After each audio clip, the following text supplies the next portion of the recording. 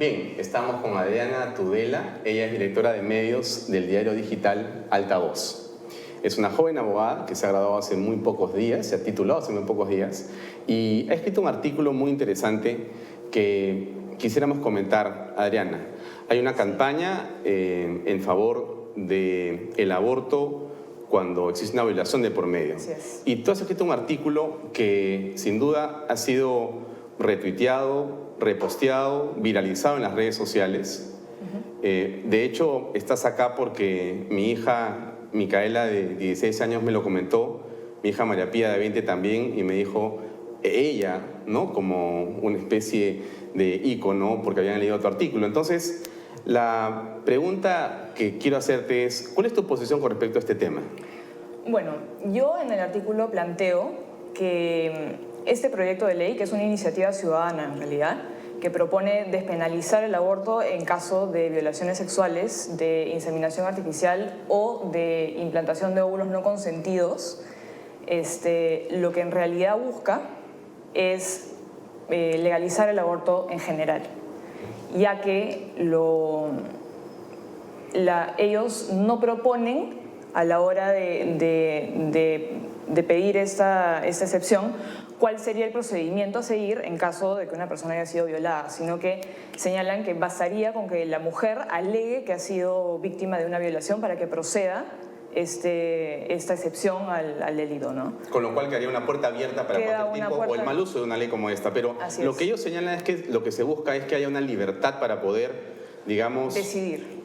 Terminar con una situación que es sin duda traumática, ¿no? Porque salir embarazada por una violación, violaciones que en muchos casos son incestuosas y que generan un trauma muy difícil de llevar, complican una situación realmente de manera dramática. Tu artículo combate la posición de ellos que dicen que se promueva una ley para que estas personas, estas mujeres, puedan abortar en esa condición. Tú señalas que no se debe hacer así. Yo entiendo de dónde vienen las personas que apoyan este proyecto, porque comprendo que la situación de una mujer que ha sido violada y que además ha resultado embarazada como producto de esa violación debe ser terrible, absolutamente terrible. Sin embargo, creo que no debemos dejar que la indignación que nos produce esa injusticia nos lleve a cometer otra injusticia, que es terminar con la vida de un ser inocente, ¿no?, que no tiene la culpa de que su madre haya sido violada. O sea, como consecuencia del delito producido el hecho, y entonces tú dices, bueno, sí, pero no podemos dejar que se mate a un ser que está por nacer por lo que ha ocurrido. Sí, porque además no representa una solución para el problema, ¿no? O sea, la violencia sexual va a seguir existiendo, esté o no legalizado el aborto.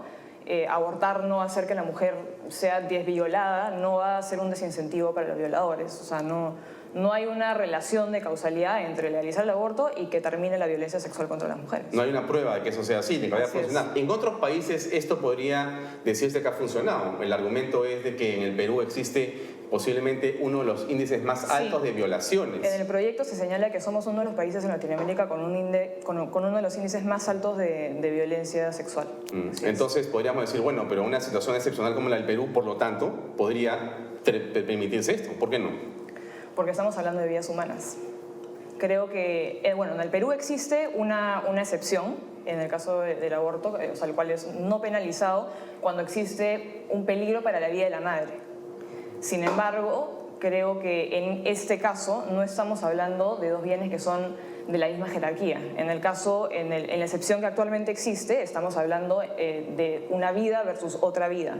Sin embargo, en el caso de violación, estaríamos hablando de calidad de vida versus una vida.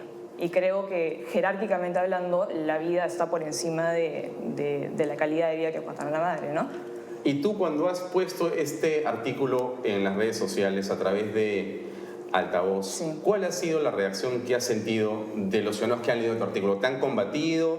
¿Te han dado argumentos en contra? ¿O te sientes fortalecida en tu posición? Ha habido un poco de todo. Me ha sorprendido porque he tenido más apoyo del que pensé que iba a tener, ya que de hecho es un tema muy controversial y muy sensible. Pero lógicamente también han habido posiciones en contra, por suerte todas muy moderadas, porque generalmente se va mucho al insulto, pero esta vez me ha sorprendido, ha sido un debate de ideas muy calmado, ¿no? ¿Y por qué crees que no se ha dado el insulto, por lo menos todavía? Bueno, sí han habido un par de comentarios, ¿no? Porque siempre están, pero han habido, he leído otros artículos que sí han, o sea, en otras ocasiones que han sido un poco más, no más polémicos, ¿no? Pero que han generado más controversia, más sentimientos más en enfrentamientos, ¿no? Y dado que tu espacio en el que te mueves, digamos, es digital, porque tú eres la editora de un diario que es digital y que todos los días, bueno, produce contenido. Esa producción de contenido tiene una cantidad de seguidores seguramente y también de algunos que son críticos, ¿no es cierto? ¿Cómo sientes que el periodismo funciona en ese nivel en el que te mueves digitalmente? Bueno, hay muchísima interacción con las personas. Cuando tú tienes un diario impreso, simplemente imprimes tu noticia, si al lector le gusta o no le gusta, ya no se desentiende, ¿no? En cambio, en Internet uno está constantemente en contacto con sus lectores. O sea, hablamos con nuestros lectores todos los días a través de las redes sociales. Entonces, eso por un lado nos facilita un poco generar contenido que a la gente le parezca interesante, ¿no? Y ese contenido, ¿cómo ustedes lo producen? O sea, porque se requiere tener también un olfato periodístico para poder generar buenos contenidos, porque si no, por más que tengas un grupo gigantesco de periodistas, no vas a chuntarla y no funciona. Entonces, ¿cómo te conectas con la gente? Que ese es finalmente el éxito de un periodista. Es complicado, o sea, de hecho, es un ejercicio muy de prueba y error el periodismo online. Lo que nosotros tratamos de hacer siempre es encontrar la manera en que el usuario pueda relacionarse con la información que nosotros estamos dando. Porque obviamente la mayoría de los jóvenes están mucho más interesados en lo que está pasando en esta guerra que lo que puede estar pasando en el Medio Oriente. Pero lo entiendo porque es difícil relacionarse con algo que está pasando al otro lado del mundo. Lo que nosotros intentamos hacer es siempre darle un ángulo de la noticia que logre hacer que la persona se pueda relacionar con el contenido. Pero, a ver, siento que hay ahí una suerte de pequeña crítica o gran crítica o alguna crítica medio escondida a algunos que están viendo justamente esto es guerra. Pero creo que eso es parte de la juventud. Tampoco se trata de juzgar de manera peyorativa a quienes están viendo esas redes. Cuando yo he presentado esto en principio no he querido de ninguna manera decir que están mal. Simplemente es una opción libre, ¿no es cierto? ¿Tú cómo ves, bueno, esa relación con los jóvenes en Esto es Guerra y en combate? ¿Cómo la sientes en las redes sociales? ¿Qué visualizas ahí? Bueno, yo creo que cada uno es libre de ver los contenidos que le parezcan interesantes y entretenidos. Por lo que te digo, por lo que te dije hace un rato, entiendo por qué es que encuentran más atractivo leer sobre esos temas que leer sobre lo que está pasando en la China. Pero creo que sí se puede lograr generar un interés sobre cosas más importantes y más relevantes, siempre y cuando logres que los jóvenes puedan sentirlo más cercano, ¿no? Claro, pero ahí entonces el reto es del periodista, ¿no es cierto? Porque lo que tiene que hacer es hacer un lenguaje más sencillo, más simple, apelar a metáforas o a formas de comunicación mucho más... ¿Cómo presentar la información? Así es, ¿no es cierto? Porque digamos que Esto es Guerra es una competencia y combate es una competencia muy fácil de entender y visualizar. Así es. Ya, lo que pasa en el norte de África, lo que pasa en Medio Oriente, lo que pasa en Europa, lo que pasa en el Perú, no es así como combate necesariamente. No lo es. Es mucho más complejo. ¿Y cómo ves tú la situación política en términos generales, desde el punto de vista de tus publicaciones? Tus contenidos, ¿qué tipo de desarrollo hacen cuando tienes asuntos como Tía María o tienes temas de corrupción profundos como los que vemos ahora? Bueno, nosotros siempre intentamos dar información más analítica sobre lo que está pasando. Nosotros no intentamos darle a nuestros usuarios simplemente el hecho de lo que ha pasado, sino explicarle por qué es que están pasando las cosas. Siempre tratamos de darle información más analítica. Es decir, lo que tú estás tratando de hacer es contextualizar. Así es. Para que la persona tenga el hecho y también el contexto. ¿Ya? ¿Y esa situación te resulta, digamos, rentable desde el punto de vista de cantidad de seguidores y cantidad de interacciones? Sí, sí. ¿Y cómo crees que comparas tu trabajo con el trabajo de un periódico impreso? O sea, ¿cuál es la gran diferencia? ¿Por qué una persona que compra un diario impreso debería no comprarlo o en todo caso preferir el tema o el producto que tú te estás ofreciendo? Está el tema de la inmediatez de la información en el Internet, ¿no? Nosotros tenemos la posibilidad con Internet de producir información en el momento en que está ocurriendo y tantear las redes sociales y ver qué está trending y poder generar información que sabemos que en ese momento le va a interesar a nuestro lector. cosa que en un diario impreso es un poco más difícil de lograr. Entiendo entonces que lo que estás haciendo tú es generar varias ediciones al día según lo que está ocurriendo en ese momento. Y los breaking news empiezan a aparecer por todos lados. Publicamos todo el día, así es. Ya, okay. O sea, no es que a las 8 de la mañana sale el diario. Bueno, nosotros abrimos nuestra redacción a las 8 de la mañana y la cerramos a las 8 de la noche. Y en el intervalo podría haber ocurrido diferentes hechos que han sido materia de cambiar totalmente la portada.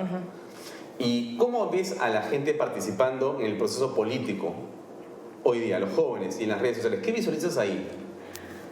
Creo que en el contexto político en general falta discutir ideas. Siento que estamos muy ocupados sobre si tal congresista robó o si Castañeda está haciendo obras o no haciendo obras, si el tercer carril o no el tercer carril, pero creo que faltan debates de ideas serias. Como por ejemplo este tema de la despenalización del aborto, me parece muy bueno que estemos debatiéndolo, porque es un tema muy importante que nos afecta a todos como sociedad, ¿no? Es decir, la coyuntura nos lleva a ver temas que pueden ser, digamos, atractivos periodísticamente porque jalan la audiencia, porque hay un escándalo detrás o un tema gordo o grueso, pero los temas fundamentales de las grandes tendencias de ideas en el mundo y en el Perú, no se debate. No se debaten. Por ejemplo, los modelos de desarrollo en el país, de eso no se habla. Lo que pasa en Singapur, lo que pasa en Corea del Sur, lo que ha pasado en diferentes lugares, no se conversa aquí. Se está hablando de otra cosa, si tienes o no izquierda o derecha, y así no es el tema. Así es. ¿Y cómo crees tú que se puede contribuir a que ese debate regrese sobre las ideas? Porque tienes un medio. Bueno, publicando principalmente artículos discutiendo ideas, promover el debate a través de las redes sociales. ¿Y qué tipo de promoción hacen ustedes desde el diario? ¿Y qué tipo de articulistas o de columnistas o de interacción tratas de buscar para que esto sea así? Porque se trata finalmente de eso, ¿no? Contribuir un poco a que la cosa cambie. Bueno, nosotros publicamos una editorial todas las mañanas con opinión, la opinión del diario, y intentamos siempre, bueno, las compartimos en redes sociales, igual que todos los artículos de opinión que tenemos en el diario, y siempre intentamos que nuestros usuarios interactúen con esa información, ¿no? Tratamos de generar opinión a través o sea, compartiendo nuestra opinión. Interesante. Entrando al final de la entrevista, una persona como tú tiene una opinión formada en muchos campos. Tienes una formación jurídica en la Universidad de Lima, pero el tema es, si tú quisieras participar en política hoy día, Adriana, ¿tú encuentras un espacio en la oferta electoral que vemos todos los peruanos en la actualidad? No, de ninguna manera. Si yo me metiera a política, fundaría mi propio partido. ¿Tu propio partido? Sí. ¿No hay espacio para que una persona con tus ideas y planteamientos se sienta representada en la oferta que hay hoy día de candidato? Hoy en día no podría decirte que sí. ¿Y cuál es la principal razón que hace que haya esta aversión a participar en política con lo que hay hoy en la oferta? ¿Cuál es la aversión que sienten los jóvenes en general para participar en política? ¿Por qué crees tú que esto que está acá no te atrae? ¿Por qué? Porque hay mucha corrupción, hay muchos intereses que no son dirigidos al bienestar del Perú como país, sino a intereses personales de los partidos o de los dirigentes de los partidos. Y lo que te acabo de decir, que no se discuten ideas, no hay ideas de por medio, hay solo intereses. O sea, y eso es lo que se percibe de la política. Ni Alan García, ni Pedro Pablo, ni Keiko, según tu punto de vista, tienen ideas que proponer. No, es simplemente un juego de poder. Un juego de poder. Muy bien. Muchas gracias por tu presencia, Adriana, esta noche.